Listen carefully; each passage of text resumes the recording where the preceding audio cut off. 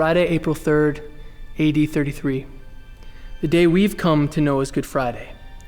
And just before dawn, the Sanhedrin convene one last time. Peter denies Jesus 3 times. Judas, realizing what he's done in guilt, runs off and takes his own life. The early morning trial begins at 9 a.m. with the Jews needing only to officially endorse the charge from the night before. Jesus is charged with blasphemy. There's a brief appearance by Herod Antipas, and Pontius Pilate, the Roman governor, washes his hands of the charade. The crowds shout, crucify him, and the final verdict they wanted all along, death. Death by crucifixion nonetheless. Jesus is flogged, his body almost unrecognizable because of the beating.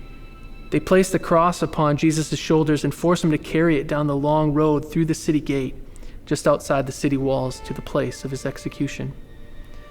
Under extreme conditions of physical exhaustion from being paraded through a sham trial all night, beaten and flogged, Jesus stumbles on the road and drops the cross.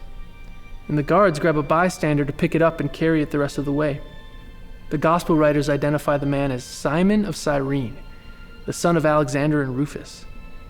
And as a side note, this may seem like a throwaway detail, but it is significant. This was the way writers at that time substantiated their historical accounts. They didn't footnote or hyperlink things like we do today, but they named these people specifically because while they were composing their gospels, these people were still alive.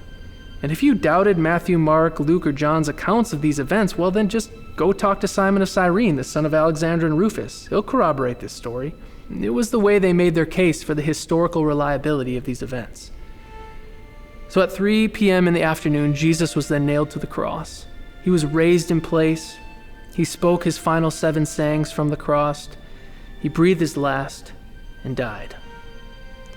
Now Matthew's gospel then notes that the curtain of the temple was torn in two from top to bottom, and the earth shook, and the tombs of many of the saints who had died broke open, and they came to life and walked out of their tombs and appeared to many in the city. Crucifixion was a process the Romans had learned from the Persians during the First Punic War. Roman crucifixion was typically carried out by specialized teams consisting of a commanding centurion and 4 soldiers. It was used for extreme non-Roman criminals, and its purpose was to be a horrific visual deterrent for any would-be lawbreakers. The crosses often lined the streets that led into Rome, serving as a dire warning to anyone passing by. And crucifixion was incredibly painful, hence the term excruciating. Now, death by Roman crucifixion was a result of the whole body being supported by outstretched arms. The form of the cross that was used for Jesus was a combination of the upright pole and a crossbeam, which formed like a T. The nails were made of iron and were inserted just above the wrist, between the 2 bones of the forearm, or they were driven through the wrist in a space between the 4 carpal bones. And this allowed the victim to stay suspended because driving them through the palms was not strong enough, and they would just rip right off the cross. So then they would nail the feet to the side of the cross, relieving strain on the wrists by placing most of the weight on the lower body. And when nailed to the cross, there was massive strain put on the wrists, on the arms, on the shoulders, often resulting in dislocation. The rib cage was constrained in a fixed position, which made it extremely difficult to exhale and impossible to take a full breath. And the victim would continually try and draw himself up by his feet to allow for inflation of the lungs, enduring in terrible pain in his feet and legs.